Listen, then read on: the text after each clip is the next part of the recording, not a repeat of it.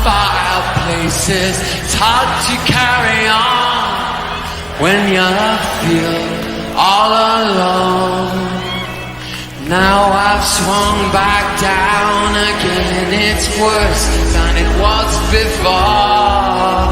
If I hadn't seen such riches, I could live with being poor. Oh, sit down, oh, sit down, oh, sit down. Sit down next to me. Sit down, down, down, down, down. Sympathy.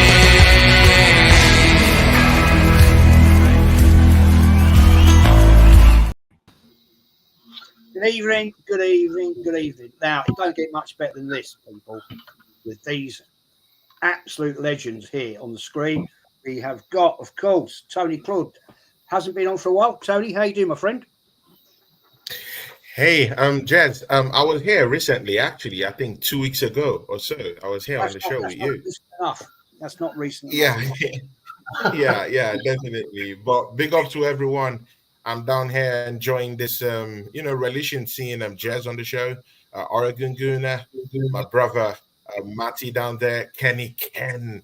Nice to have a show with you again, my big brother, man. Nice to see you. And Kyle just walked in. Big ups to you. Let's have a great show, brothers. Thank you, man. Thanks for coming on. Dale. Jezza. My man. We've been worked together for quite a few years on Lee's show. Yeah. You know what I mean? How you doing, my friend? Good. Saturday, 10 a.m. Can't complain. Big up Sean Dice. Yeah,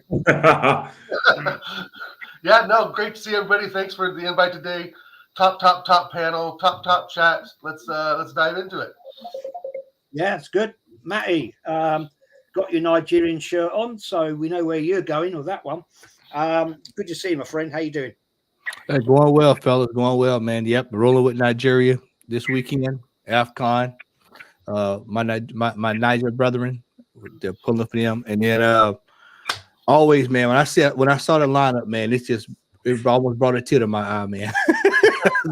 The realest is real can get this panel right here. So I was elated.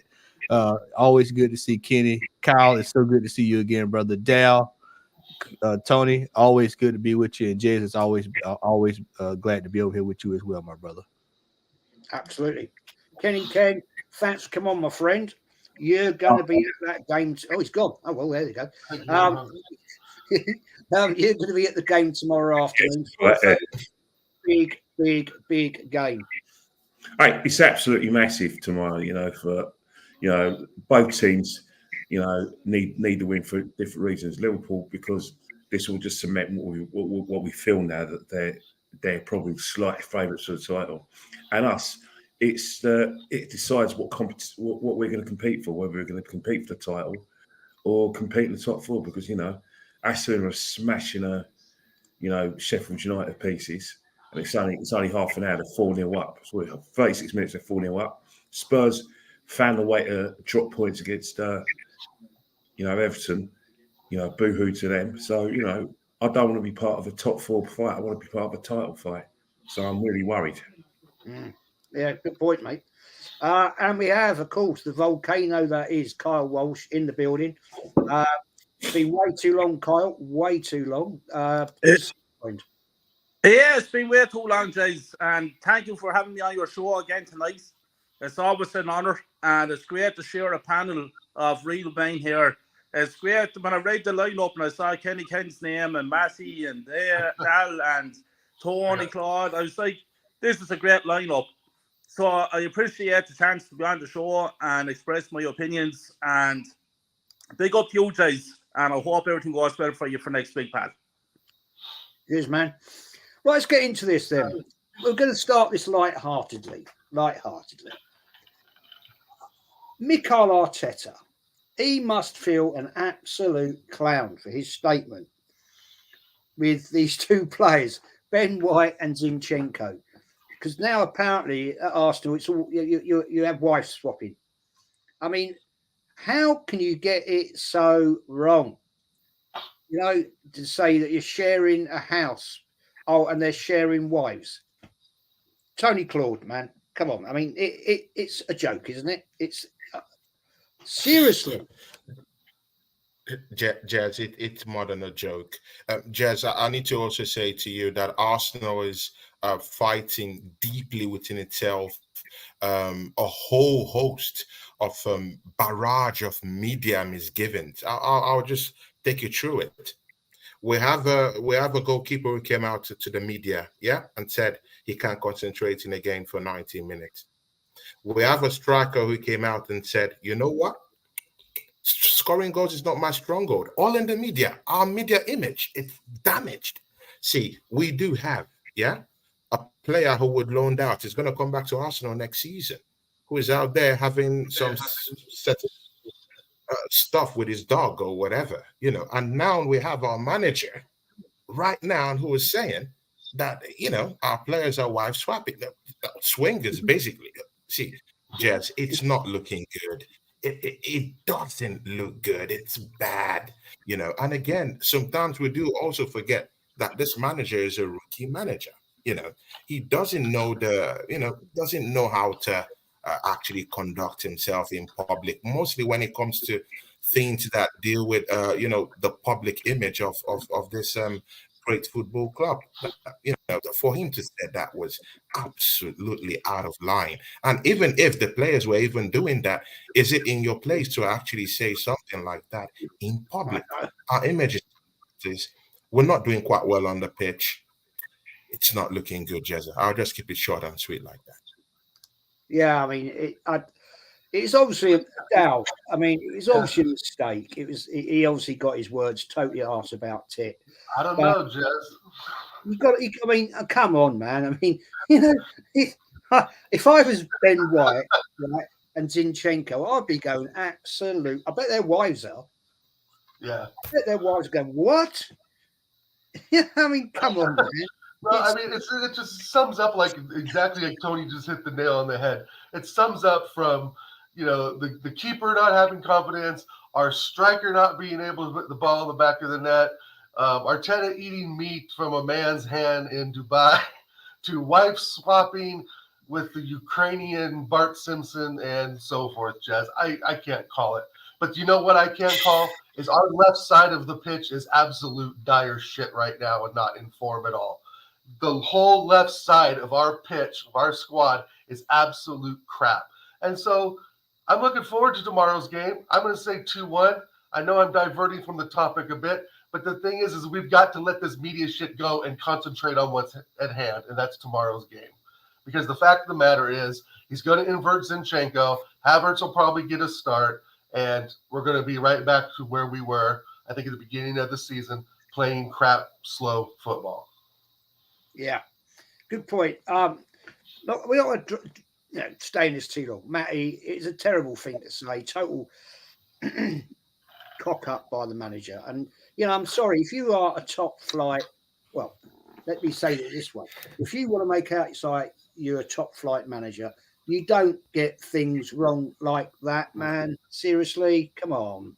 Yeah, I mean, I'm over in stitches just thinking about it. But, you know, it's just one of those things, man, where it's we're talking about it. It's like Claude said, we're talking about everything.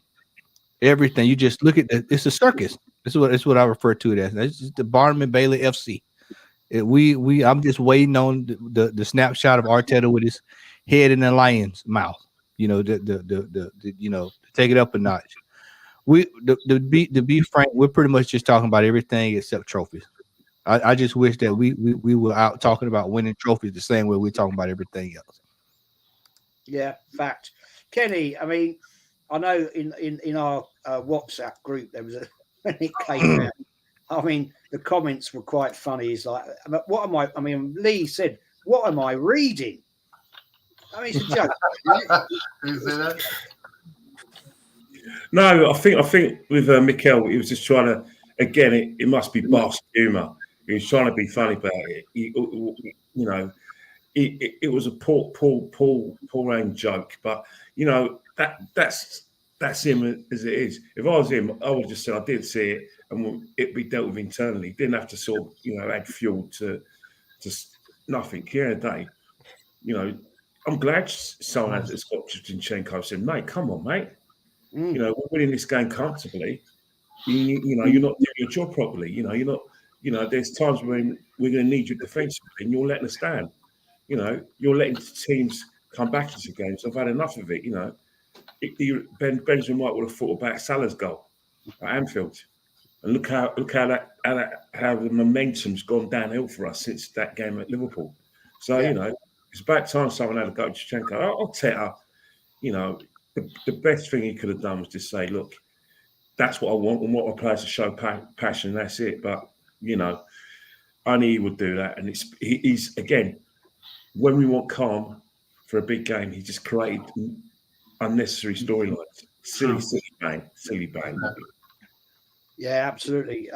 Kyle, I don't know if you actually saw the comment.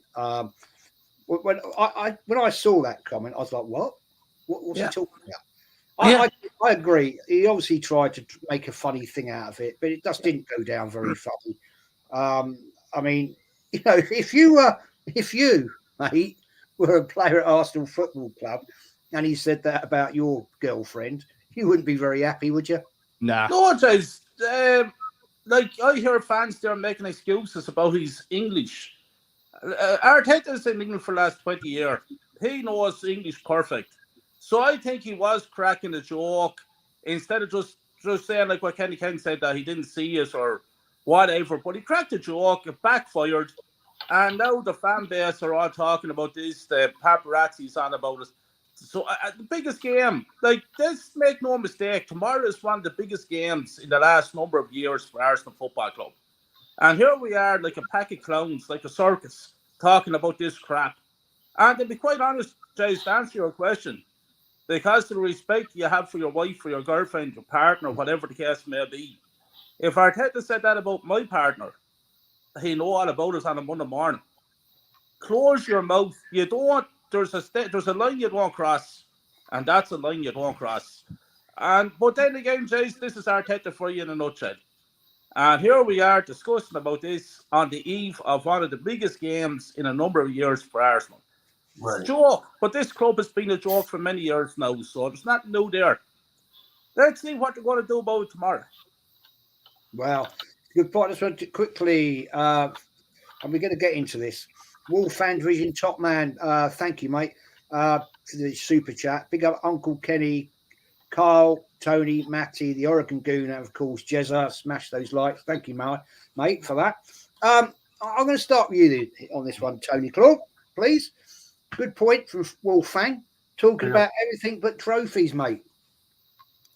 Doesn't talk about, you know, winning. Just talk about nonsense in every single bloody press conference. It just shows the ambition, doesn't it, really, of this club? Well, Jez, I think it shows some of the fakeness that he has. He's trying to portray like he has this, you know, relationship with the players and so forth. I think he's trying to be, you know, hip and open and funny, and it just didn't come off right. You know, it's just, we know that some of the players absolutely disdain him. And for him to put on a front like, oh, these players all like me and blah, blah, blah, because that's what I think it is. I think it's ego-driven. Yeah, I mean, Tony, I mean, this guy just walks, this manager just walks around everything like he's gliding in the air. Oh, I can say anything I want. Oh, but I can't talk about trophies. I can't do this. You know, and I do blame the press people that they should press him. I'm sorry, that's a bit of a pun, but they should ask the important things. They don't do it, man. They accept the bullshit from the club. You know, we are in a competitive game. We're in the elite league in England. Why are we not asking this manager, why are you not winning? Yeah, Jezza, in the grand scheme of things, I'm even beginning to question the journos, you know, who are in all these press conferences. Like, what are you guys thinking? Yeah, like the way I've seen this club go, and me and Marty were talking about this in the last show. Like, we're talking about every other thing apart from winning in this football club. we've just totally the whole focus right now is on the match tomorrow. But Jezza, don't forget, we didn't bring anyone through in the January transfer window. And I'm so shocked the way this has been swept under the carpet. No one is talking about this. It has completely disappeared from the YouTube space. No one is talking about this. Everyone is just focused on the match coming up. Everyone is just focused also on the swinging, the swingers comment. Everyone is focusing on Ben White and Zichenko having a scuffle in that game, in the last game. And it has just, see, you must be a master of deflection. And again, I really do think Mikel Arteta is a master of this. Is a master deflector. He knows how to deflect these things. He knows how to shoulder the blame for the owners, which are the Kroenkes. He's the perfect prop to have in this position. And that's what I'm saying. I'm making a case that this manager will never leave this football club, at least for the next 4 or 5 seasons. I see him staying here because the owners of this business, this is their perfect prop. I've just said, I said in the last show, Arsenal have churned out 550 million euros in profit just last season. He is the perfect prop for these guys. Commercials are going up 20%. Shirt sales are going up 195 million euros in shirt sales and commercial adverts. All these things are all going up. 553, that's what he made. He's going nowhere. And it's he knows how to deflect things properly. So these guys will never ask the right questions. We know the Arsenal PR on the overdrive, we're getting nowhere. And, in the football field, it's the same thing. Just for example, we went through a spell in 7 games, just 1 win, and we rewarded the players and the manager with a trip to Dubai. See, it's connected. All this thing is a circle. It's connected. We reward, shortcomings with huge galore and rewards, for them. So no one is holding these people accountable. The journals are not holding these people accountable. Why would the manager feel any bit of responsibility or pressure, in his wake? There's no pressure whatsoever with this manager. He does what he likes. He says what he likes. It's just down on him to leave the football club anytime he likes. There's no pressure whatsoever on this guy.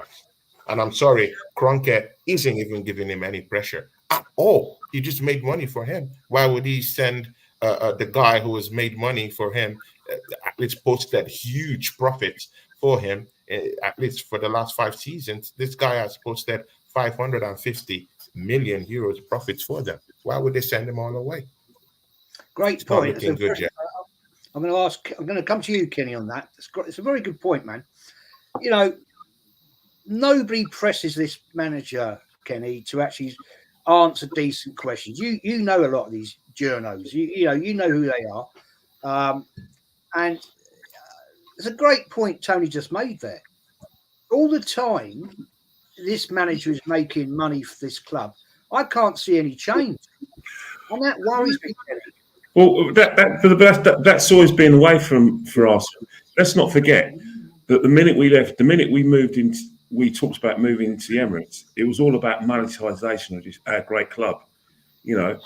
What we hid behind the fact that we had a very great team. With Petit, Vieira, the Wenger years, successful Wenger years. So we thought that would take care of itself. But what Arsenal's always looked enviously at, across the northwest at Man United and saw, right, Man United have about 61,000 fans, 65,000. Look at the money they're making. Look at the fact that not just the money they make for money coming to the ground, like game capital. What about all the merchandise Man United have been doing? Liverpool were doing it as well, but not Man United. In Asia, all over the world, Man United had fans because of the way they promote the club through Sir Matt Busby, Best, Laura and Charlton. And then obviously Sir Alex took that on as well. So Arsenal are very envious of that. And that's what the Emirates is all about. When Arsenal say, we want to match Bayern Munich, Man United, all these big clubs, they actually mean it, but not in the way you want it. They want to do it off the field, and hence the fact that everything's monetisation. We probably make more money now at the Emirates than we ever made at Highbury. Why? Because the Emirates is about monetisation. Look at all the merchandise we're getting. Look at all the tours we go on. Look at all the sponsorships we get. That's the key. The same with Man United under under their owners. You know what I mean? The Glazers. You've got to remember one thing. People are doing football to make money now. Gone on the days where before the Premiership, where fans bought the club, local businessmen bought a club, and just thinking, right, I'm just gonna, go and win as my life, but I want to be a hero to the town. No, it's about monetisation. So you're right, Mikel Arteta, as long as he's making money for the club, or the club is making money, because he's not going to do it. It's nothing to do with him that the club's making money. It's the merchandise. The fact that we've got this lovely TV deal from all over the world, and that we've got fans from all over the world. Hence the fact that Arsenal are about globalisation. So it's nothing to do with Mikel. The only way Mikel goes is if there's dissatisfaction from the crowd, just like there was with Arsene. People weren't shutting up. Were making themselves very well known. They're opposition to Arsene.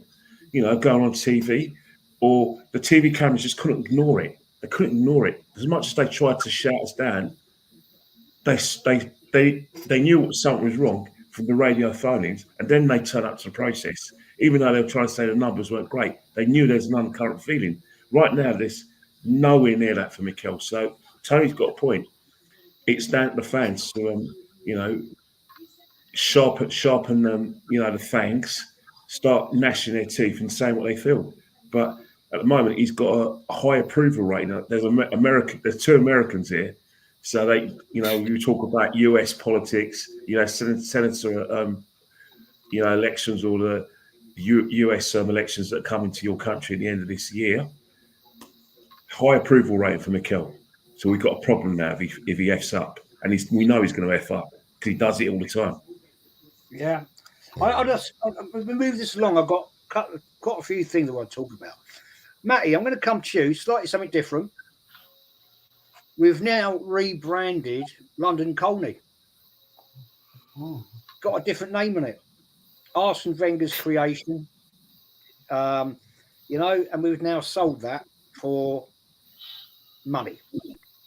Advertising. You just can't make this crap up, can you?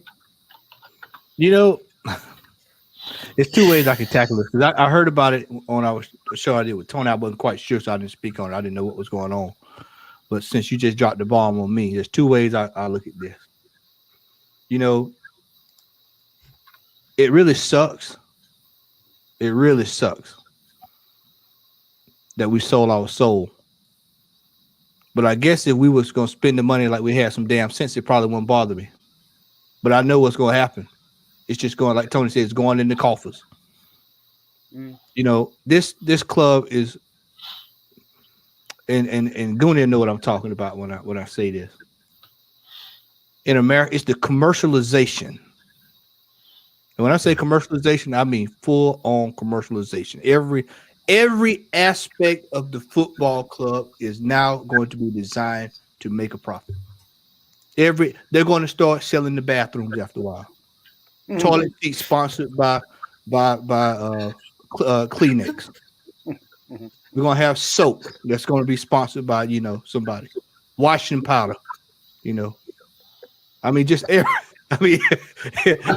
aspect of the football club will be monetized, and it's a damn shame. It's a damn shame. But I'm gonna say it again, like I said at the beginning of the show. We focusing on everything except trophies, man. If you had trophies, you wouldn't have this problem where you got to sell stuff. True. Because people will be giving you money to do stuff because you're successful, And this is a problem that we can't get it through our heads. Can't get it through our heads. It's a shame, man. It's a shame. I think it's going to be I think it's going to be for the worst for the club. I'm sorry. It is. I don't get it. Kyle, come to you there. It just says to me that we're just selling our soul. we did it when we left Highbury. We moved to the Emirates. I hated that, and we all had to take it. It's a shit bite when we had to take a bite. But the thing is, it seems to me it's getting worse and worse and worse. We've got a poor manager, and now we're selling the soul of London Colney. Arsene Wenger. Sorry, go ahead, Jay. Sorry. Go on, mate. Fire away. Yeah, no, Jay, I hear you there. I hear what you're saying. And to me, like, I'm living here in Ireland, and we have a saying that our country has become very Americanized. And I see our clubs have all become very Americanized. And it's all about the money these days. And our soul has been sold a long time ago. We're very lucky. I think this panel is very, very lucky because we grew up with Arsenal when it was Arsenal, when it was the Arsenal. So we were lucky. We got to see Highbury. You got to see Highbury more than me, obviously. When I went to Highbury, I saw the great players. So I'll always have the memories of that. And I'll carry them with me to the day I die. Because we will never see those days again. Never. No. This club is not the Arsenal that we know. It's finished. To me, it's a brand. It's not a club anymore. And we sold our soul when we sold Highbury. Look at the players that we sold for dirt money. The likes of Henry, Petit, Overmars. We sold them for nothing. These are great players. We were at the very top. And look where we are now. We're after destroying ourselves. The jersey, the crest, the way we changed the crest. Now the London Colony is gone. The whole thing is a shambles from top to bottom. And all they're interested in is money. And to have this fan base in their pockets. And the fan base are so stupid that they're going out and they're spending their hard-earned money on merchandise every single day of the week. Supporting this crowd of clowns that are going to be beaten tomorrow and are going to fail once again. Year in, year out, it's failure. But what do? We support them by giving them that. It's all wrong, Jess. The club is poison, my friend. It's poison. The crest behind you, my friend, is gone. It's over. It's finished. It's a very sad day. Very, very sad day. It is, man. It's sad. I mean, I'm gonna come. I just want to. This comment. It's a great comment actually from. Sorry, I just do this from Danny. Danny, thank you, man. You're a legend. Always a legend. Thanks, Danny. Thank you for that, Danny. Always a top fella. Darren, I mean, this is a great point. Okay. Darren says Arteta is taking the piss out of everyone of us in the stadium tomorrow and all watching on the box. Absolutely. I'm going to start with you, Kenny, on this one. Right? I mean, Darren's pretty much summed it up. Right? I think the problem we are basically having with all respect to you, Kenny, and I admire the fact you go week in, week out, and you spend your hard-earned money getting a season ticket. But it is a joke, isn't it? What's happened to this club?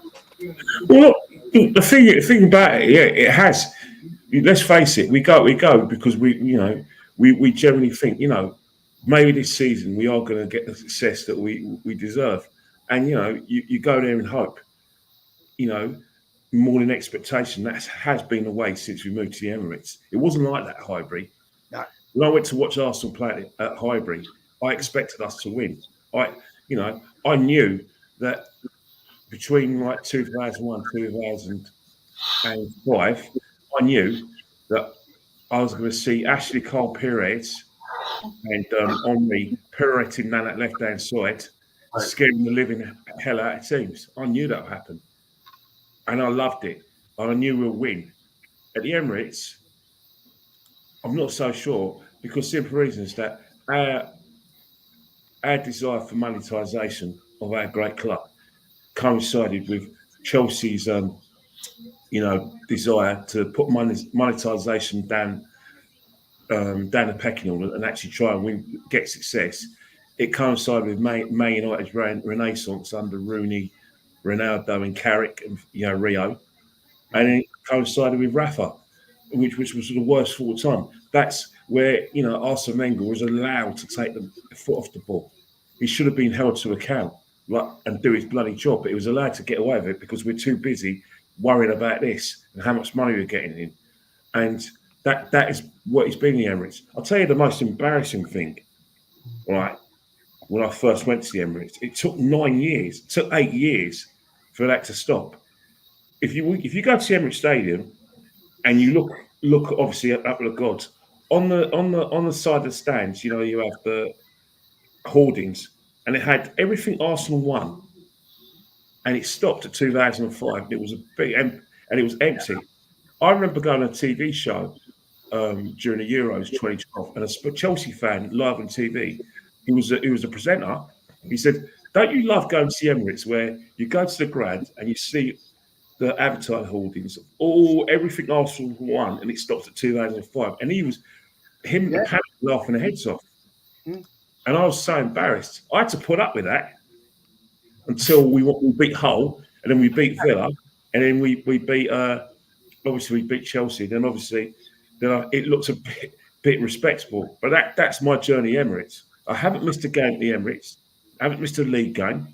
Been every game that my ticket to see, except for one when I missed one. So that's my life now. I don't know why I do it. I just love doing it. But the fact is, I am frustrated. I'm really frustrated. But you know what really frustrates me more than anything else is that our fans seem to be accepting of it. They seem to accept that Man City are dominating football. They seem to accept that Chelsea's dominance in London and the fact they won a European Cup. And they always say, "Well, we can't compete with them." You can't be spoilt by success and self-entitled. I never heard that sort of things. I remember Alan Murray rapping me over the knuckles when I did a phone in '96 when I was slagging off David Platt. And he says, "You Arsenal fans are spoiled." But I never thought I'd hear that from majority of fans. But that's the world I live in now. Known for the world. The stadium that has become my home, and I spent a lot more time there than I have anywhere else. Is preceded our quiet, barren years. That's the Emirates Day for me. Something that basically signifies how low we've become. And that's not a nice thing to say because the success I want is the league. I want success in Europe. But some fans think the Emirates have been great because we've been getting a lot of top fours. That's what I've got to deal with. But I'll be there tomorrow hoping and praying that we win. You've got my ultimate respect for doing it. I gave it up 2016. I had enough of the bullshit, to be honest. I just thought, what's the point? What is the bloody point? Matty, I'm going to come to you this one. Quite an important question. To me, tomorrow, it's a must-win game. Or, I want your opinion, is the season done if we lose? All right, so if we win tomorrow, we're basically in the top three. If we lose tomorrow, we're fighting for top four. I really don't see, even if we win tomorrow, where we win for winning the championship. I just don't see it. I just, based off of what I've seen all season long, it's just we don't have what we need to get over the line. I don't trust this manager. He cannot coach himself out of a wet paper bag on a hot Sunday afternoon. I don't see the desire, the fight, the passion. I mean, indicative of what we talked about earlier, what's going on off the pitch is a reflection of what's going on the pitch. We got strikers, forwards who barely cracked 12 goals a year. This year, we're almost 30 games into the season. I mean, you got all kinds of problems. Jeff. Tomorrow, Liverpool. Did you see Liverpool this week? Did you see what they did to Chelsea? Yeah. Did you see that? Yeah, and we're supposed to be getting ready to roll up. Did you see the young man, Bradley? Yep. The young man Bradley. Did you see the other young buck over at United? You saw those young players this week coming out party. Mano, yeah. What you gonna see tomorrow at Arsenal? Zinchenko? That he's gonna light it up tomorrow, huh? After last week, this is what I've been trying to tell people. We beat these decrepit teams that we should be beating. We destroy them. And it's man, we back. We're going places. And then tomorrow, the lash will come tomorrow. It's just like when you was a kid. Goonie know what I'm talking about. We have a thing here in our school system. We go to school, you get signed papers. You remember signed papers, Goonie? And you get the papers, and you have to take them home to show your parents your progress, and they sign it. You take it back to the teacher. Progress report. Yeah. You coming home with the F's, and you know what's going to be waiting on you when you get home. Well, that's what's going to happen tomorrow. We are coming to get that butt whooping tomorrow. When they get off that bus tomorrow and go onto that pitch, a butt whooping will happen tomorrow. But that's not going to change the tide, though. It's not. That's not going to change the tide. Let's just call it like it is. It's going to take another one because we got West Ham right behind that game. See, this is what we were talking about beginning of the season. Yeah, you remember how we kept saying this is unsustainable, it's unsustainable, it's unsustainable, it's unsustainable. It's good. Don't get. We got to take it one step at a time. We got to get. We got to get a striker. We got. All that talk is over now. The transfer window is closed. Nobody came in. Kenny was saying last year we leaking goals. We can't. All the problems that we've been saying are now about to rear themselves. Yep. And they're going to show. Kyle just saying the manager doesn't know what we're going to start seeing it now. Tomorrow is my phase one of what's getting ready to go down for the end of this season, because I've been telling people for the longest that we were pretenders. We will beat these weak teams 5-1, Sheffield United, your Crystal Palaces. I mean, you saw Crystal Palace today. Y'all saw that today. 3 goals in the first half. And all fans are running around like we just knocked down 98 Real Madrid. Get out of here, man. Tomorrow, the real Liverpool will be on display. They won't have the babies that they had in the Carabao Cup that we couldn't dispatch, by the way. They're going to have the men of men tomorrow, and it's going to be a whole different ball game. I'm predicting 3-1, but the longer I think about it, I'm starting to lean more towards 5. I think we're going to get slammed tomorrow. Yeah, Dad, I'll ask the same question, man.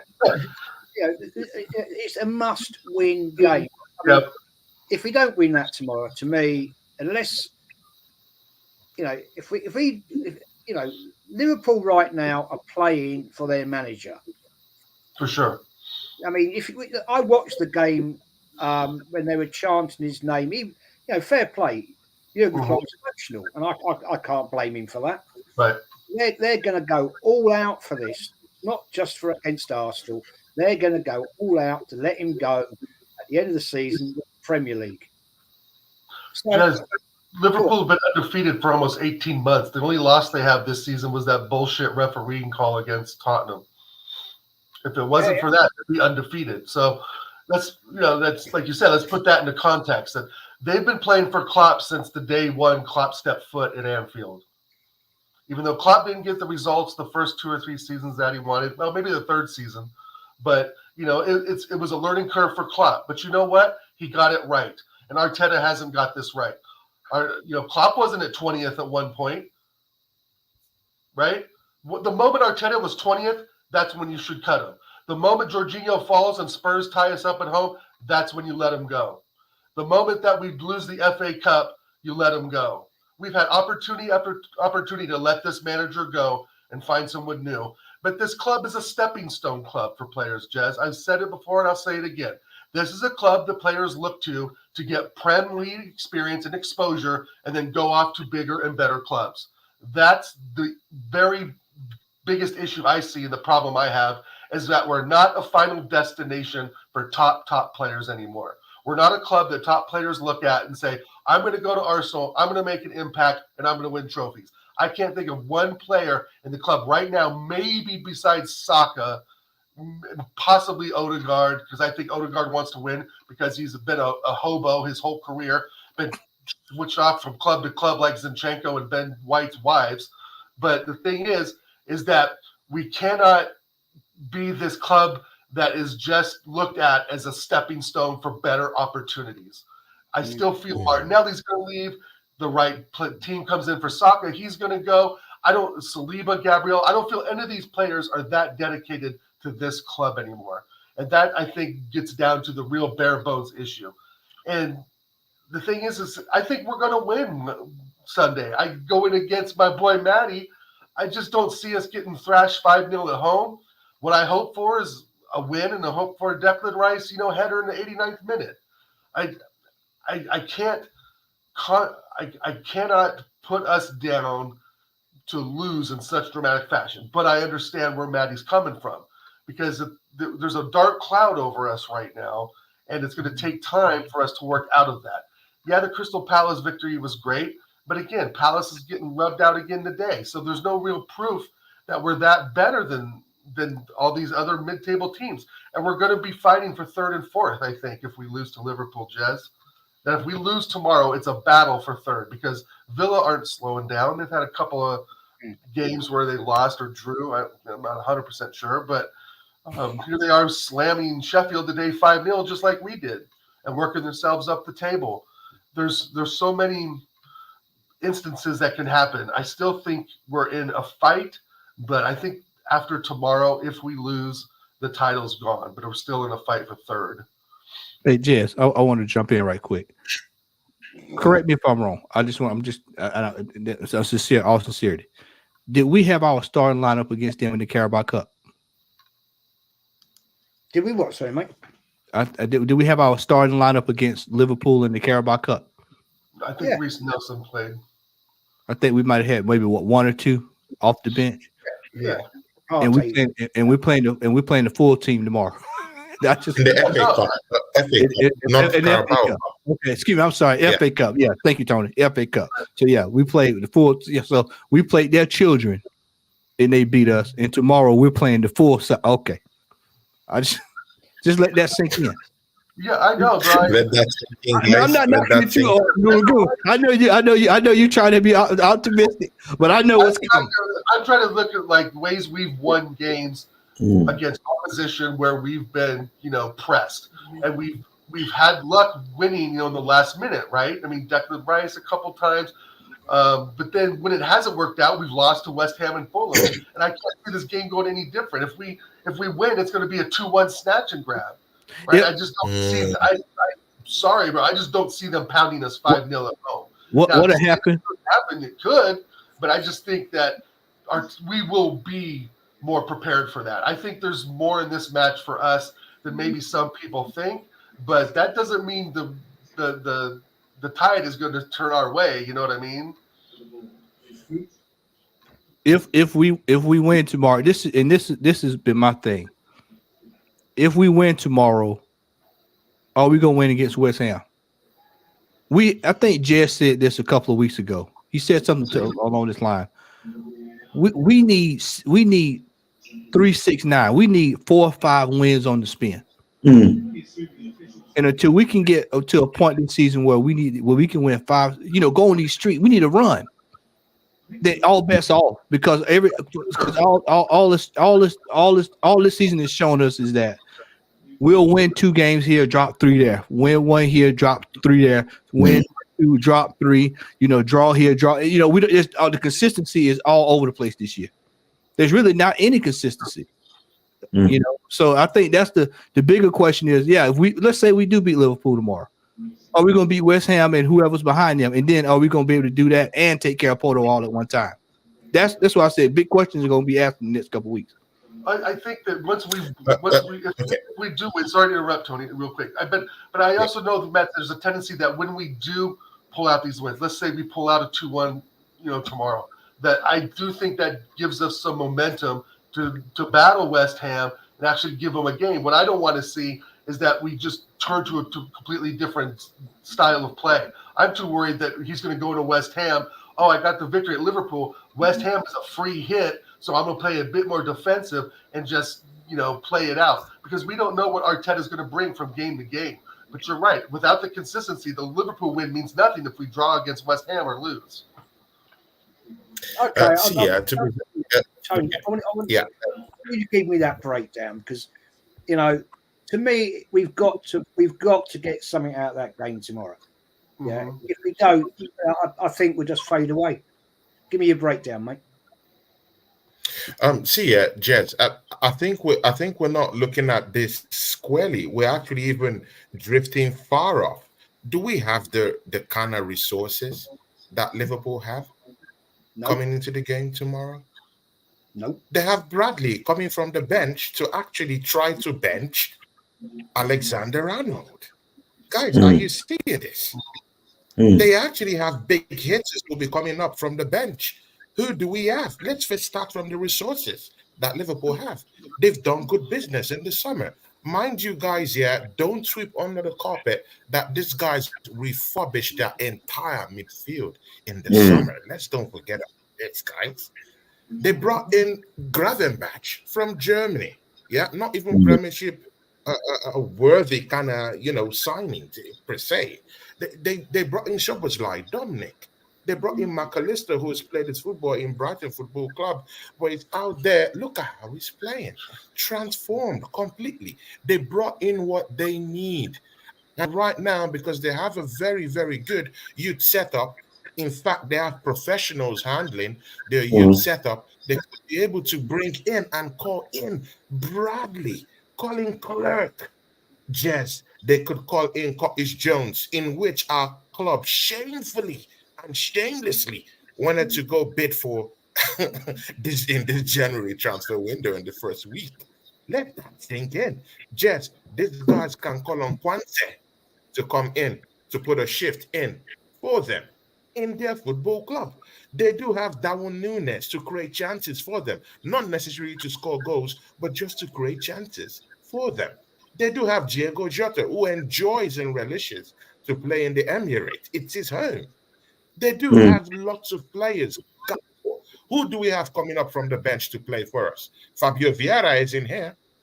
Kai Havertz might be the only one coming from the bench. Maybe a Trossard.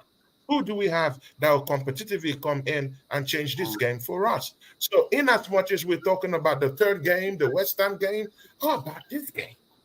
Do we have enough resources to actually go ahead face-to-face with Liverpool tomorrow? Sorry, it's not looking good. I could say Arsenal will go on that smash and grab just because we've only lost once in the Emirates this season.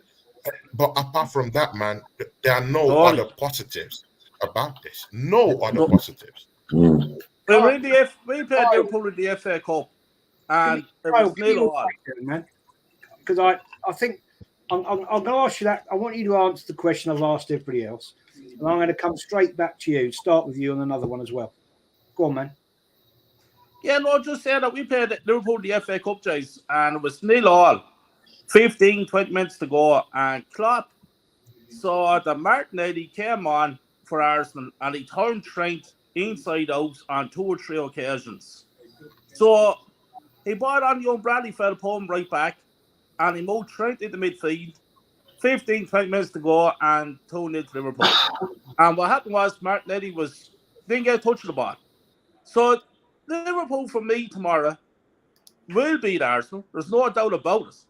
And we can sit here and we can talk about third place and fighting for fourth and third spot. It's the same nonsense year in, year out. And as far as I'm concerned, everything is too easy at Arsenal Football Club.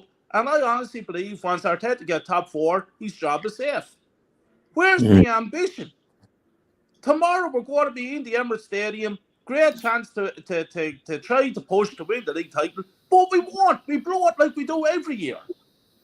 I'm sitting here tonight and I'm telling you that we haven't a hope in winning that game tomorrow. The Liverpool midfield and the Liverpool forwards will rip Arsenal apart. We'll have Shevchenko on the field. We'll have the rip Shevchenko. He start playing him for this. Gaps left behind him, and Liverpool will just destroy us. And then in the midfield, then they'll outclass us the midfield as well. I'm telling every one of you here tonight that, and we'll all see, and Dale will tell you, I was on with Dale and TJ back in late November on TJ's show. And I say by January, we'll be out of everything. And I haven't changed my mind on that. I think everybody thinks that we're going to have a walk in the park against Porto. Porto are not a bad team. No, so let's get things organised here. We're talking about the West Ham game. Let's see what happens tomorrow. Liverpool go 8 points clear of Arsenal tomorrow. Forget the West Ham game. Forget about any other game. Because we're out of the title race. Season is finished. Tomorrow at 6 o'clock tomorrow evening, Arsenal season's finished. And our technician should be sacked tomorrow night. But it won't happen. Oh, we know that. We'll all sit back and we'll No, all we come know up with that. excuses. That's for sure. He's not going top anywhere. 4 Preach, and Kyle. everything is Preach, happy again in the house. It's a joke. The whole thing is a joke. I'm sitting here in Ireland telling you straight up we have no hope tomorrow. It's embarrassing. I wonder if you've seen the new Adidas outfits they've got online. They're pretty nice. See, everything except trophies. That's why I said everything except trophies. Everything except for Kenny Kane, just asking Kenny Kane, just quickly, sorry. Just want to say something to Kenny Kane. There's a mate of mine, Kenny, going to the game tomorrow. You know how much he spent for the tickets, just for the match tickets? How much? £300 sterling. Nah, it's bad. But that's a bad thing. But that's indictment of the way things are now. You know, the fact is that, you know, the club are making it very difficult for fans to actually pass tickets on because, you know, they want to control the touts. But as we always say, there's one thing you can't beat. They say if you misbehave badly, you can't beat social media. Football clubs can't beat the touts. The touts are always one step ahead of everyone. And to be honest, if you can't get if you go to a major game, you can't get a ticket, and they say sold out. Who's your best friend? A tout. Yeah, of course they are. And the thing, I'm going to change this. Actually, I want to change this about a little bit because that's a great point. But the last game we played against Nottingham Forest, it was not a great display. Let's put it like it was a ball fest. I mean, you know, Nottingham Forest in the first half just sat back, and we just couldn't break them down. I'm going to come to you, Kenny, on this one, man. Right? Zinchenko, to me, he just slows everything up. I mean, there's 5 times, Kenny, in that Forest game, right? He gets the ball, pops his foot on it, and he's just stood there. Why? What is that going to do? It's what we paid for, isn't it? It's what we paid for. He's obeying his manager's instructions. You know, Zinchenko is all about controlling the midfield. You know, Paul Scholes had me in stitches when he said that if he played in his day, if he played and a fullback came to the midfield, he would be so insulted that he'll tell them where to go in colourful terms. But the thing is, the way Arsenal play is completely and utterly down to the manager. This is Arteta's team. We got a manager who's probably one of the best micromanagers in the game, and definitely the most annoying ones. You know, as much as you want to have a go at Zinchenko, trust me, his manager's loving all that. His manager loves slowing the game down. His manager loves the fact that we're playing short passes. He's playing short passes. He's getting in the midfield. His manager loves it when all the players don't play long passes. He doesn't like through balls from distances. You know, I know because I've seen that when they do it, he don't like it. You have to be where I am and have one eye on the pitch and one eye in. Trust me, man. He kicks every ball, Arteta, and he manages every aspect. Trust me. Yeah. Anytime a player goes out injured, he gets the players all around him and he's instructing them. Sometimes when he goes out of throwing, he gets the ball and he's boom, boom, boom.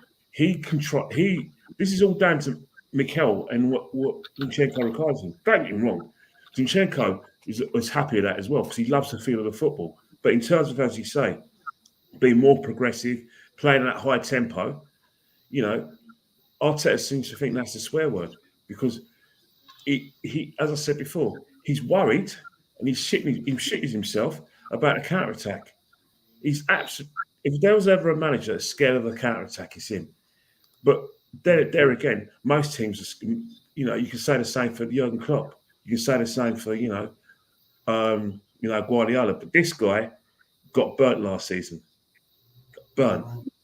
So we're not seeing entertaining football because he thinks, "Oh, I let the players off the leash. Oh, they play great football. Oh, we got bashed. No, let's go. Let me go back to what we need to do." This is all about it. You know, the buzzwords this season, Arsenal are playing. Are going to win the league because they're now controlling games. They're controlling possession. They're controlling the tempo. But we're not scoring goals, bro. Yeah, I know. But Zinchenko slowing the game down in Nottingham Forest is exactly what Arsenal are about this season. You know, and this is how the manager wants it. He wants us to be in control of games. You know, it's not going to work because if you saw how Liverpool played on Wednesday, they pressed Chelsea out again. They strangled Chelsea, bullied them all over the field, and they're going to do the same again. You know, Klopp is not going to be stupid enough to play not to play badly. Though, you know, I must say my sympathies to Conor Bradley because I just heard that his dad died from a long illness. So it's at his discretion whether he'll play tomorrow. But if he plays, Conor Bradley's playing for Martinelli. Conor Bradley's job is to say, Martinelli, mate, we're going to push you in field because you're not getting past me because I've got just as much space for you like a defend. And then he'll probably like bring on Trent, you know, in the second half because let's face it, you're talking about Liverpool tomorrow. The way Liverpool playing, he doesn't necessarily have to play his best team because he can. Robertson's just come back from a big injury. Trent Alexander just come back from a knock that he got against us. He can just. He doesn't have to rush him back. But the thing that's scary about tomorrow, and that goes for Arsenal, Liverpool have to win every game as well to be sure winning the title. So this is just as much a big motivator for Liverpool as well. They can't afford to drop points. They can't afford to lose against us. We can't afford to lose. So both us and Liverpool have to win every game. So at the end of the day, don't think for 1 minute Liverpool are not going to be focused and be overconfident. No, they're going to be at it. It's not just the fact they've got to play for their manager. It's what's at stake. You know, they generally believe now there's a chance. They don't think they're ready to win the title because of the transition, as you know, as Tony mentioned. But whilst they're at it, they might as well have a go. That's the difference between them and us. Liverpool Football Club will talk up the transition, and we're probably a year away from it. But we'll have a go anyway. If we see a chance to win the league, we're going to go, and that's the thing. The momentum is with them, but you've got to remember one thing, right? Don't expect, you know, it to be a great game. You know, it's going to be very cagey as it was in the. And I got a question for you, Kenny. Okay. Kenny, you talked about the Chelsea game. Arsenal wouldn't do a Chelsea. Chelsea kept a very, very high line, putting Enzo, forward down there. It doesn't look good. Mostly when you don't have a back four that can actually run up quite quickly. Thiago is an older guy, but Shali isn't really good enough. They can actually come back or run back when there's a counter attack. So I don't think Arsenal is going to play that way per se. So they probably won't. More compact 11 than Chelsea is playing right now. So yeah, but there's going to be a time more to actually run us over. Yeah, but there's going to be a time in the game where Arsenal are going to have to take a risk. And that's where they are going to be lead compactors, and they are going to have to play the high line in order to raise the tempo. It's the problem with Arsenal is, again, there's players who are sloppy. Saliba was sloppy against Nottingham Forest, and he's been sloppy for the last few games. But we're not saying anything because we think he's the best centre half of the thing. That's what I'm trying to say. All I'm saying now is that, you know, it's going to be a cagey game and it's going to be mistakes. But whatever happens, Liverpool got two ways of playing. Either they're going to take the game to Arsenal or they're going to wait. Either way, they're dangerous. Well, why are we doing this? Why do you guys think we're doing this controlled football, but we didn't last season? That's what I don't understand. Why aren't we playing the Arsenal way, the free-flowing way? Because we lost the title. Last season was fantastic. Yeah, we lost the title though because we're conceding goals. Yeah. And conceding goals.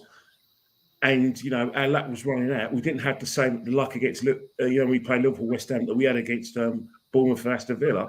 That's the reason why he's done it. That cost us the title. People could talk all they like about missing players. But let's not forget, when we were in those games, when we, beat Bournemouth 3-2 and beat Villa 4-2, Saliba was playing. He was part of the defence that was croaking. So he wasn't much of a big loss anyway. Yeah, I just thinking like the comment just there that the 113 put. I think that bringing in Havertz has changed his perspective. I think it really has. Good point. The sword that he falls on because he wasted 65 million, and then now here we are, February 3rd, and there's no signings in. How can you talk about winning a title when you don't fucking sign anyone in the window? We saw this. But again, do we trust this manager to spend any more money?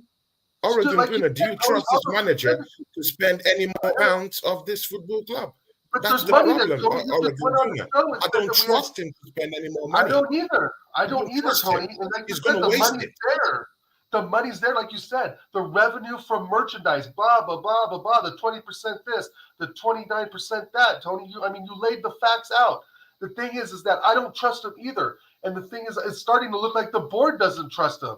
Because is him and Edu asking for Zubamendi this window? Was he actively asking the board to get players? I don't think so. I think he bought Havertz. He's going to fall on that damn sword, and he's going to play him as much as he wants to play him in any position he wants. 100%. Regardless if we get a trophy. Can I bring something new to the table with this? We talking about everybody else tomorrow. Let's talk about Odegaard tomorrow because he never shows up against big teams. True. Let's talk about Saka's running form. How bad he's been the last couple of weeks. Let's talk about is Martinelli gonna show up tomorrow? See, these are three problems that's in the team that we've been dealing with for the last 3 or 4 weeks, and this is all and this all circles back in a larger part to what you all are talking about up there. The winter and summer transfer window of last year, we're paying for it right now, and we're gonna pay for it another 2 windows. By the way, His money.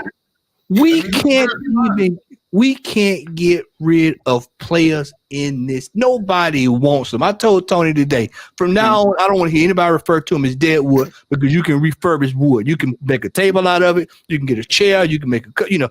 This is hogwash that we have in this team.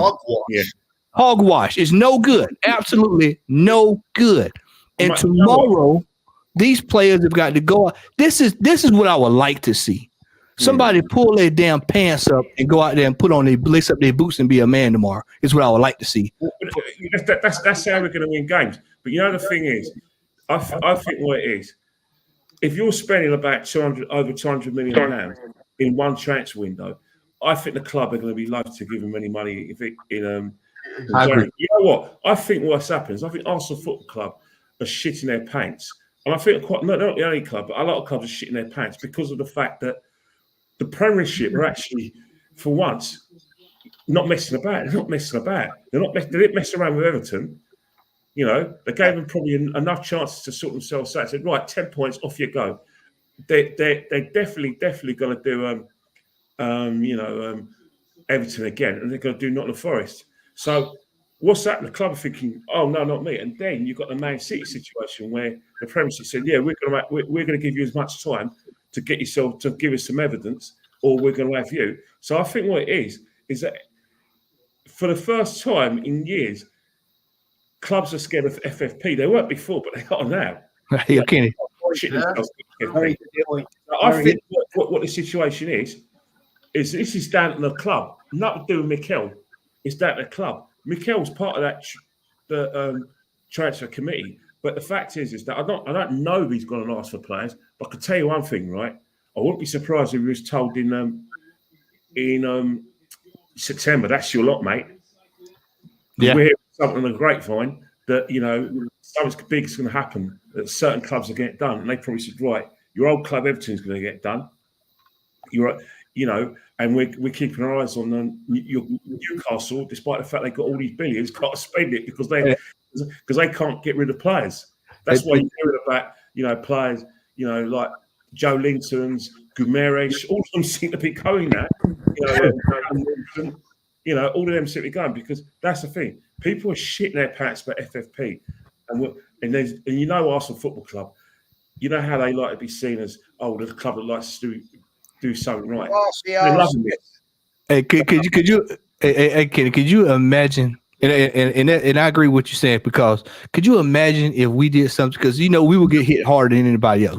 Arsenal they love to just. Us. Could you all imagine if we got a 12-point deduction up under this manager?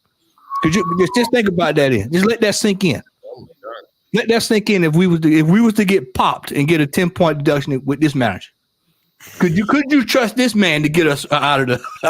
This is why I told y'all before the window. I said, cut the spigot off. Don't give him 1 red cent. Just take what you got. But again, we're all talking about FFP rules here, but we've totally forgotten that we have that hogwash that we could sell in the transfer window to make money. Yeah, you just said no one wants them though. You said no one wants them though. We're throwing all these things under the carpet. Cedric, the entertainer, is still in this football club. El Neni is still down here. Ramsdale, we don't need him. He's still down here. Jezza, I'm sorry, man. We have to talk about this. And Nketiah is still earning 100,000 per week. This is not. See, it's not sustainable. We need to unblock these players away from the football club and get in players that can play for us. Thomas Partey, they told us just a week ago that he's back. And now, 3 days to the game, Thomas is fit. Thomas is fit. You know why Thomas ain't playing? Sell them off. They're held up by the federales. Tony, Thomas is fit. He's fit. Kenny, go on, mate. Go on. Thomas is fit. Thomas Partey is fit. You know it, and everyone on the panel knows he's fit. We don't know why Thomas Partey is not being part of this. What the club are doing, they are dangling the carrots of Thomas Partey. He's been fit since he was in the first time. And that's the thing. There's a PR situation with Thomas Partey, and the situation where because of social media, because had it not been for social media, we could have dealt with this and he wouldn't have come out. But because of social media, because of leaks, and because people now have got an opinion, and even Arsenal fans have got an opinion, because with Arsenal fans, they're so easy to get an opinion out of. There's no such thing as an omoter with Arsenal fans. They've got the biggest gobs ever. They leak everything. They wouldn't even know how to keep a secret. So they've basically made Thomas Partey's time at the football club untenable. Last season, you could just about get away with it, but this season, it's boom, boom, boom, boom, boom. If any Arsenal fan thinks Thomas Partey's injured, then they're on a different planet from planet Earth, because he's fit. Do the right thing. Business 101. Sell him off. If he's not going to be used in this football club, then please sell him off. Why are we keeping him here if he's not going to be one of the highest earners at Arsenal Football Club? Because if he's not going to play for us, if he's going to be doing these gimmicks, then sell him off. Sell him off. Just two things, Tony. Because the manager, but the stumbling block to him being sold through the manager. The manager needs him, so he'll block it. He wants him around, but he can't play him. So we're in a sort of like Scooby-Doo situation where the manager knows he's the best player, but knows that probably someone within the club says no, he can't play. Come on, if any Arsenal fan thinks that isn't happening, I'm so shocked. That's exactly what's happening. The manager wants him, needs him, and is blocking any way for him to go. But the club are thinking, no, Mikel, you're not getting your way on this player now. We can't play him. Everyone knows that there's a situation, despite the fact that he hasn't been named. We know it's him. We can't afford it. Who for all we know, our football clubs are slaves to commercial giants, sponsors. Maybe the sponsors read social media and said, no, we can't do it, and we can't touch this. We're a family company. We've got to look at the scenarios, because no one's buying the bullshit that he's injured. I'm not buying it. Bullshit. He's fit. He's not injured. He's fit, 100% fit. We all know why. There's a case there, and we all know why he's not playing. And Arteta is screwed with him. But there's another thing, and I'm going to be very careful what I say. I don't want anybody to go into great detail about this. If you know about it, you know about it. All I'm saying is, and I'm going to make it simple, our great manager that everyone talks about, his name is on a certain list that it shouldn't be on. And if it's the case that that's 100%, he should never be allowed to manage any football team for the rest of his career. That's all I'm saying. That's how shambolic this club is of ours. And all that will come out in good time. So there's one for you. I think there's a point there. And I have to say, I'm loving this show. It's the easiest show I've ever done. Just let everybody go. I've just put a couple of questions in, and you guys are running the show for me. So I have to say thank you for that. I just want to go through some of the chat so quickly before we wrap it up. Alfie says, Jez, I love the show, all tweets for free speech. Yeah, absolutely. That's what I love, because at the end of the day, you know, when you get a great panel like this and a great chat tonight, I have to say the chat tonight is amazing. It makes it so easy. You know, I can just sit here and fire a couple of questions in, and then these absolute top level gentlemen actually just run it. And it's great for me because I can just sit here and listen. Alfie said, Jez, I enjoyed your hooliganism days videos. Yeah, I was never part of it, man. I'm just going to say, I just related some history. You know, I was never in it. But I just, before we wrap this up, guys, I'm going to come to you first, Matty. Would you start ESR tomorrow? Yeah, I will play him. He needs to run a game. Obviously he is not left in the transfer window. I posed the question earlier. How, you know, if this manager is supposed to be, if he can get the best out of Kai Havertz, why can't he get the best out of Emma Smith Rowe? If he said he can get the best out of him, why can't he try to get the best out of this fella? And this is Emma Smith Rowe's hail in, bro. Hail in. Not only that, brother, he saved his career. He wouldn't be where he is right now if it was not for him. End of. He should be the same faith that he has in Kai Havertz. He should have had that same faith in Emma Smith Rowe. He should have had that faith in him. Play him tomorrow and see what he do. Can't be any worse than what we already got. That's a great point, actually. It's a great point. Tony, would you start ESR tomorrow? Jez, we've just talked about this. We don't have a bench. We have hogwash down there on the bench. It's hogwash. Yeah. So, you know, we don't have any more options out there. So I want ESR to stop because I don't still believe in this Kai Havertz project, this experiment going on in our football club called Kai Havertz. I don't believe in it.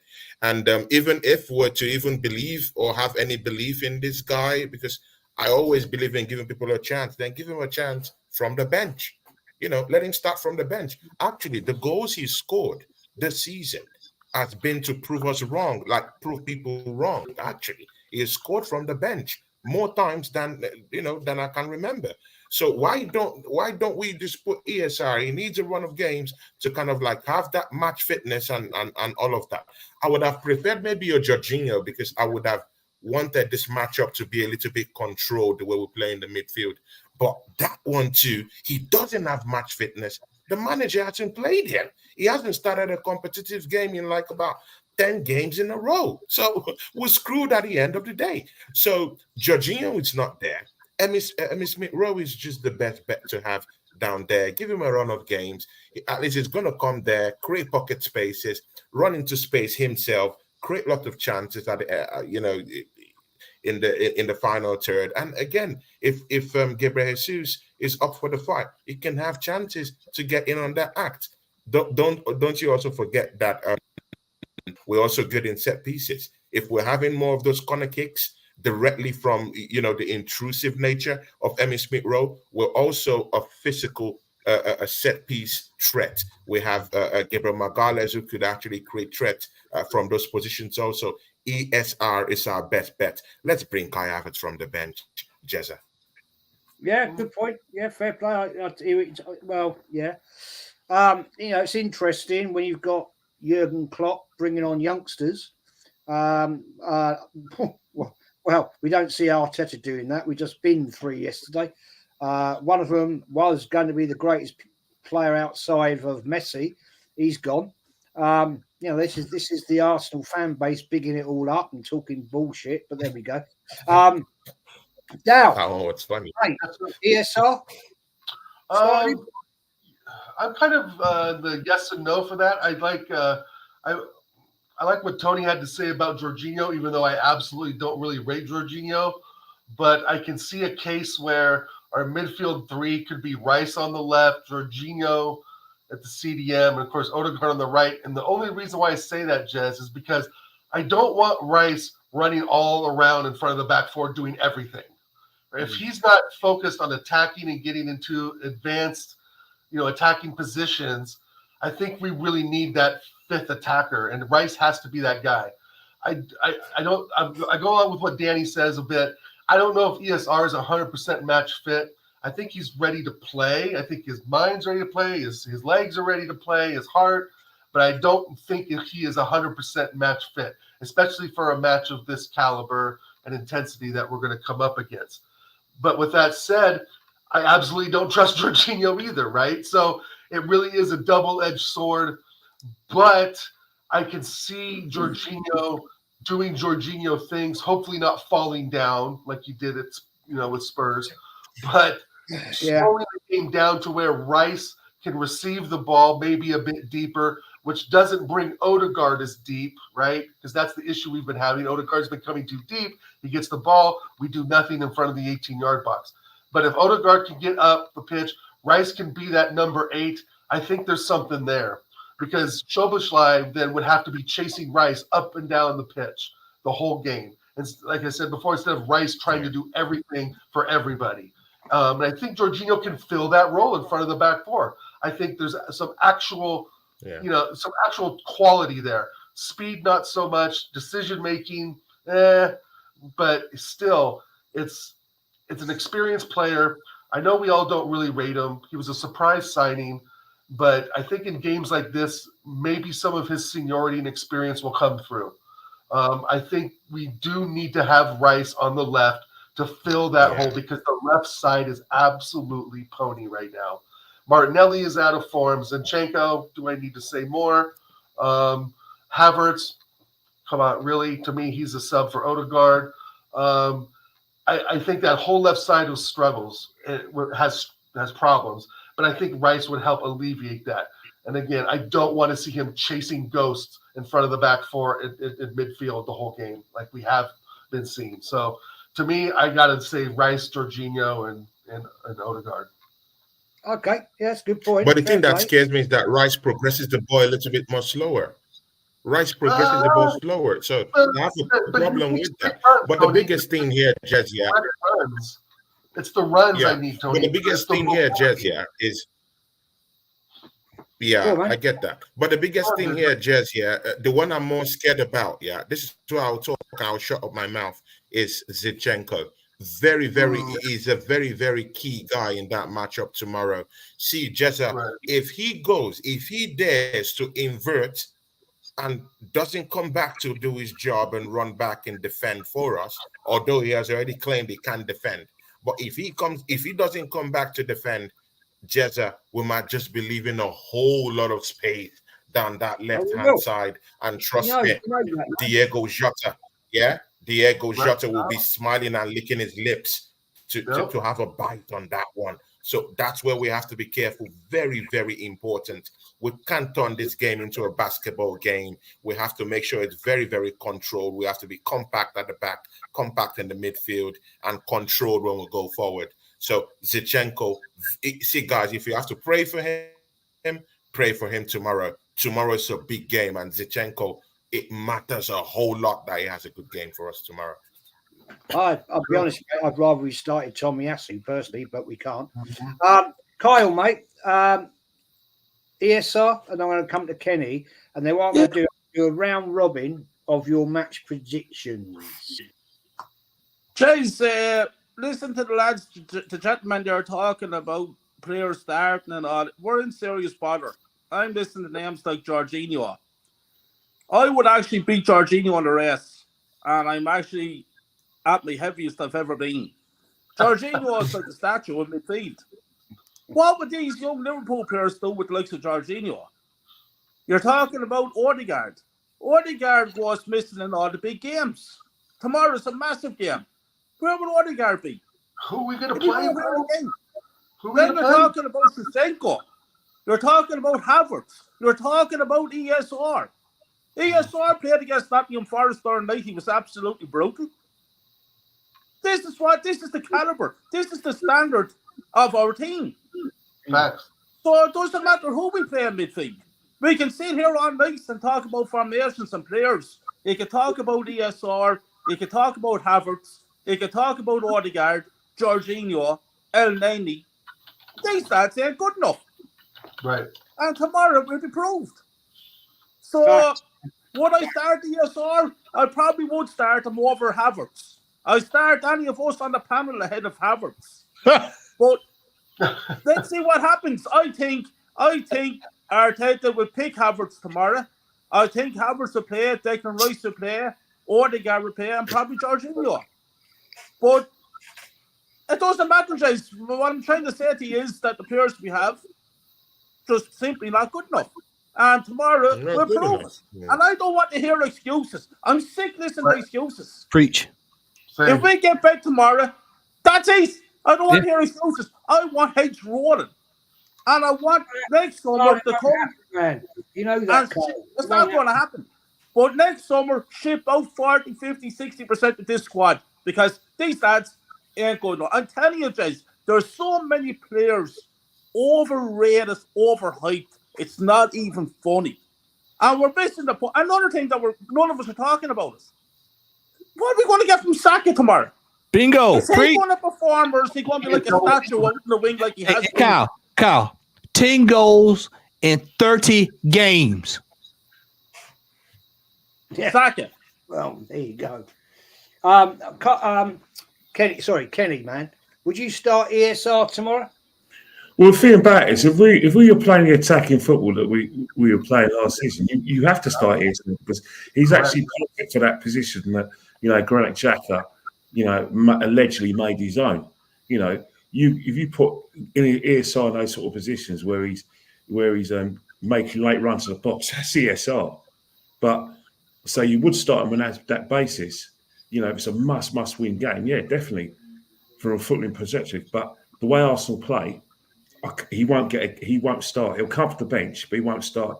It's highly likely that he's going to want to. If he's playing the way we're playing this season, there's only one player that can two players that he'll put in that position.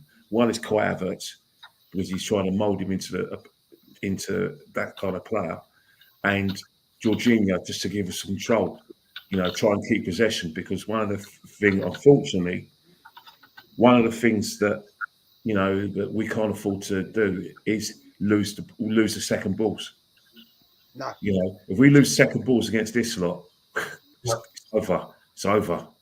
So I do agree with Dale. Jorginho will play so we can control position and make us more compact. Unfortunately, we were that against Liverpool, and then all of a sudden Liverpool just tweaked it and up the tempo, and won the game.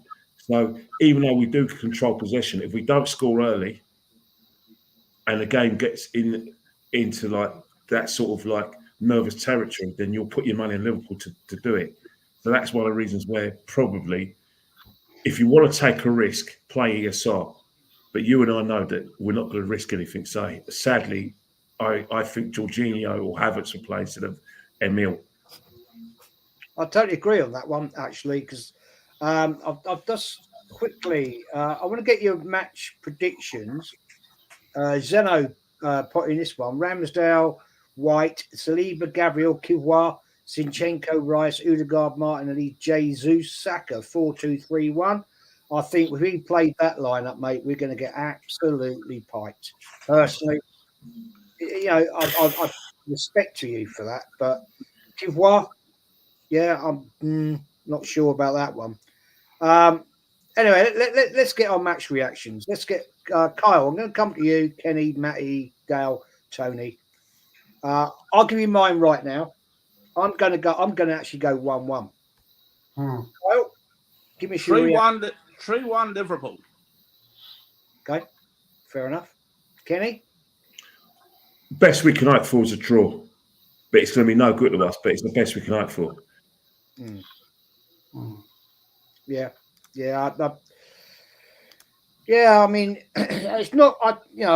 Respect for you, Kenny, going to that game. You're going to be in the heat of it, and Yeah. I just wish you all the best. With hopefully we turn up and play for you.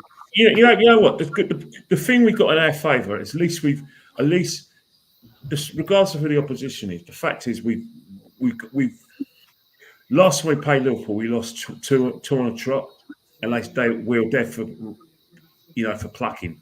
This time we won 2 games, not against great opposition, but at least we don't go there with a mentality of a losing mentality. But it's one of those things where kind of put one foot wrong. Yeah, fact. The only thing I'm going to say, fact, is since moving to the Emirates, we've lost 6 games at home to Liverpool, Cup and League, and 4 have been under our Someone pressure. has got Premier League match going on right now. Please turn down the volume. Someone has got Premier League match going on. Please turn down the volume so they don't stop the channel, please. And anyway, Matty, give me your match score prediction, mate. 3-1 to Liverpool. I'm telling y'all, I'm feeling like 5, but 3-1. I feel like it's gonna be pain tomorrow. I just feel like it's gonna be real. It's gonna be a rude awakening. It's gonna be a rude awakening. It's kind of I have this feeling. Remember when we played Liverpool that year and got blown away with Suarez and that team? I just feel like that's on the cards tomorrow because I don't think people take this thing serious. I just feel like people just kind of been lollygagging. And like I said, we played the babies. We played the babies in the FA Cup, and we couldn't even deal with the babies. And then tomorrow they're gonna have the full string squad. I don't know if Salah's gonna be there. Is Salah back? I don't know if he's back. Nope. Okay, he's not back, but they'll still have pretty much a full. They'll pretty much have a full string squad, and I just think that this manager, he does not know how to manage under pressure. We know what's going to happen. It's going to be the same. Whoever he puts out is going to be there to about the 82nd minute, and then he'll make his substitutions. He'll bring on Nketiah, and we all know how it's going to go. And then by that time, Klopp's already made 5 substitutions, and we're just reeling. So we're going to see. We'll see tomorrow, but I'm not expecting much out of the game tomorrow. What time have you got to get up to watch it tomorrow, Matt? I've got to get tomorrow. Was 11:30? I'll be up. Yes, 11:30 out my time, Eastern time. And Dale is the one that's got to get up super early tomorrow to watch it. 8:30. Yeah, Dale's got to get up super early tomorrow. Dale, give me a match prediction, man. And it depends on what you tells me. It will tell me whether I will tell you whether to get up or not. I will be up at 8:25 for an 8:30 kickoff, Jazz. And we're going to win 2-1. Declan Rice, 92nd minute. Come on. Come on, guys. Pick your heads up. We're at home. Fuck Liverpool. Let's get it. I love it. Okay. Get up even an hour before that. I will be up an hour before. Yeah, an hour before that, yeah. And I'll be good, bro. Get up, make yourself some bacon sandwiches. Right? Sit there, nice cup of coffee, chill, and enjoy it, man. I will. Tony, mate, give me a match score prediction, please. See, Jazz, in no way is this a show of confidence in any way. Yeah, Nottingham Forest is not that game to lift me up. Crystal Palace isn't that game to confidently lead me to say that Arsenal would win against Liverpool. Miraculously, we're going to win tomorrow. I just think it's going to be a miracle. Yeah. So I think 2-1. Smash and grab. That's how I see it. A miracle, pure luck tomorrow. Smash and grab, 2-1. Okay, fair play. Yeah. There's been a lot of. I'll give you the results. I did do a poll. Okay, and the facts are people 62%. Liverpool win, 30% Arsenal, 8% have gone for a draw. So it's all looking favorable for Liverpool. It's interesting, a bit split, but it is what it is. Anyway, we're going to wrap this down. And I have to say the chat tonight has been brilliant. A lot of new people in there tonight who I haven't seen before. So if you are new, please go and hit a sub and smash the likes. It's great to see new people in here, and thank you, Tony Claude, for sharing it, man. It's always great to do that. Thank you very much. Tony, man, where can we find you? Please shout out your channel and wherever you are. Yeah, Jetta, thank you for giving me the chance again to come to your show and discuss football with you. Great guy you are. I also wish you well in your upcoming procedure coming. Jezza will be praying for you here. Everyone here will be praying for you because we really love your person, man. And I want to thank the panel too, Oregon Guna, my brother also, my Adam. Uncle Kenny, you're everyone's uncle. Come on, man. Everyone calls you uncle. I call you uncle, man. And I'm an old guy. I'm not really as young as I look. Kyle, big up to you, man. It's nice to always see you hear that distinctive accent, and you're just putting it into words, man. It's just simply amazing. Guys, this is a rallying cry. Subscribe to everyone's channel in this in this spot right here, right now, because this is very important. Jess can't do it alone. He's tried. He can't do it alone. You have to allow every other person help out. In this case, if anyone goes out there and put anything out about this manager and how our club is being run, we're being overrun. Yeah, and that's because they have dedicated people and Ateta-centric people who are down there who would support them. So it's very, very, very important that we need your support. Come help us out.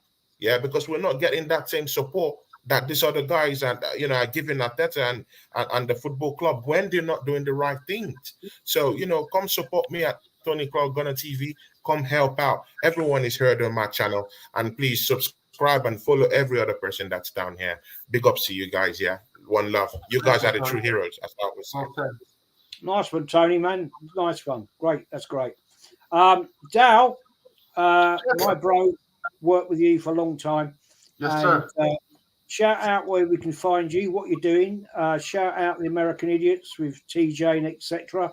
And come on, man, give us it. Yeah, thanks again, Jez. What a panel today. What an honor to be on with every single one of you today. And the chat today, thank you guys very much. Everybody was active today. Absolutely great show. You can find me at Oregon Goon on YouTube and Instagram at infamous_Dow.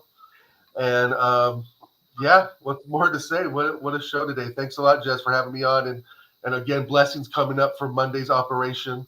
Oh, and you can also find me on Friday with American Idiot TJ on every Monday with Tony Claude on the Premier League show. So check us out there too. We talk a lot of fun stuff and we dive deep into the analytics of each match. So thank you, Tony, for having a great show with me on it as well. And to big up everyone in the chat.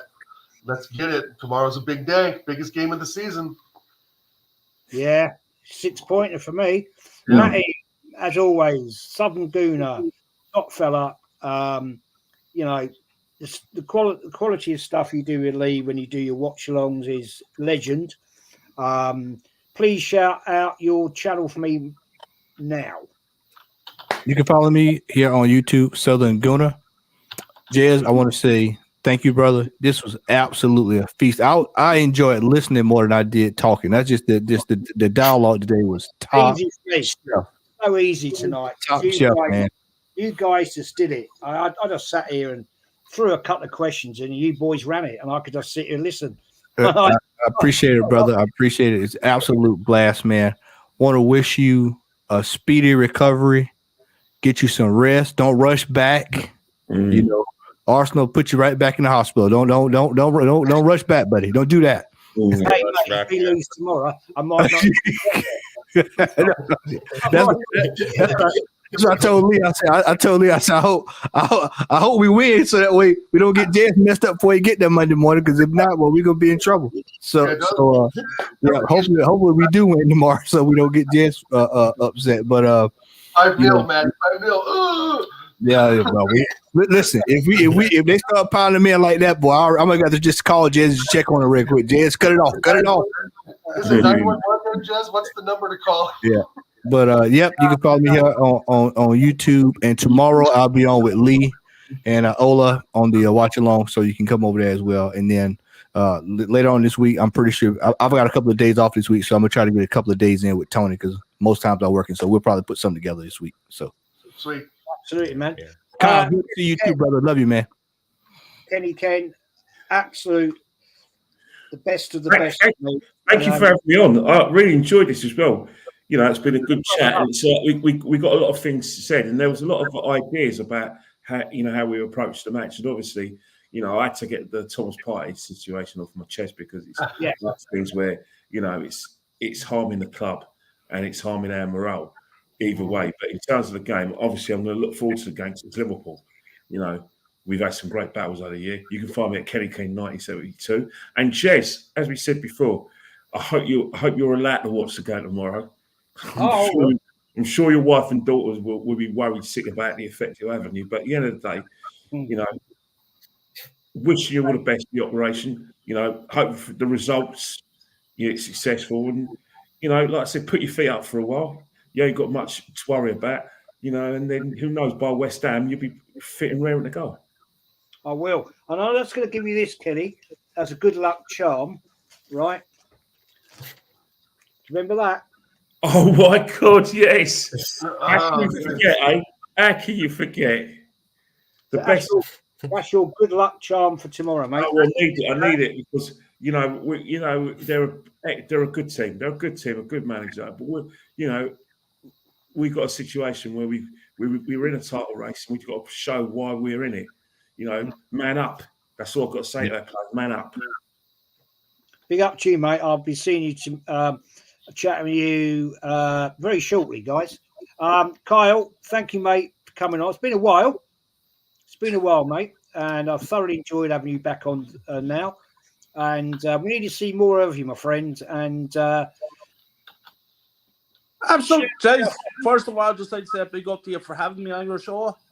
It was great. Really enjoyed the conversation.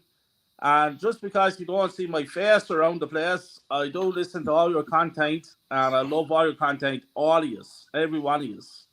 And I'd just like to say a big thank you to you all. I love being part of this community. The reason why I've been out of action for a while now is because I got new property, and you know yourself trying to move in and trying to get the daughter's room done and all this, just a complete mess. And then with the work that I do as well, it's been pretty busy as well. So, but I came off my social media, my Facebook and stuff, because I started getting into a lot of arguments about the Arsenal, about my views on Arsenal. And I got pretty heated where I live here. And so I just came off Facebook. I stayed on Instagram. I'm still on Instagram. But I kind of thought to myself then, will I just get away from the whole thing because it was getting a bit serious? And then I said to myself, no, I won't, because I love this club. I'm 39 years supporting it. I love it. It's part of my life on a daily basis. And I'm going to keep shouting, keep my voice heard to get my club back to the way it used to be. I don't think it's ever going to happen, but I'm delighted that we have a community here that we're all singing from the same hymn sheets. And we keep it going. And I am after tonight, Jays, I am making a comeback, and you're going to see me a lot more. And I love having a conversation with you all, lads, because these are all real legends. And listen, we're all part of one family, and I love it. So a big up to you all, Jays. You'll be in all our thoughts and our prayers. I know you'll be back bigger than ever. Take it easy, take your time, and enjoy your time away. And when you come back, we'll be back to the same walk crap talking about Arteta and the boys. So, big up to you. And Kenny, have a good one tomorrow. It's always great to share the screen with you. Same with the Southern Gunner. Matty, you're a real one. Legend. Dal, you're a legend. And I'll see you on TJ show some nights. And Tony, big one. We have to do a show ourselves, Tony. Yes. We will. Absolutely. No doubt about that. I just want to say it's been a great guest tonight. It's been absolutely legendary. Chat's been amazing tonight. As I say, thanks for all the love, people. I will be going nowhere. I will be back. Looking forward to actually having a little week out. But thanks for all the love. It's been brilliant. And we're going to do the outro. We're going to get out here right now. And come on, you Gunners, tomorrow. Because don't let me down. Don't let me down. But I'm still Arteta. Get out, you prick.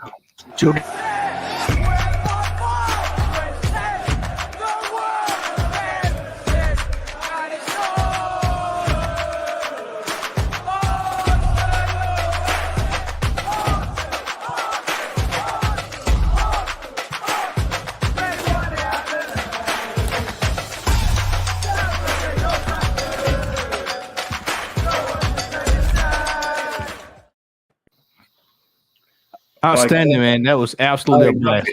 Hey, Jace, like I said, you're gonna have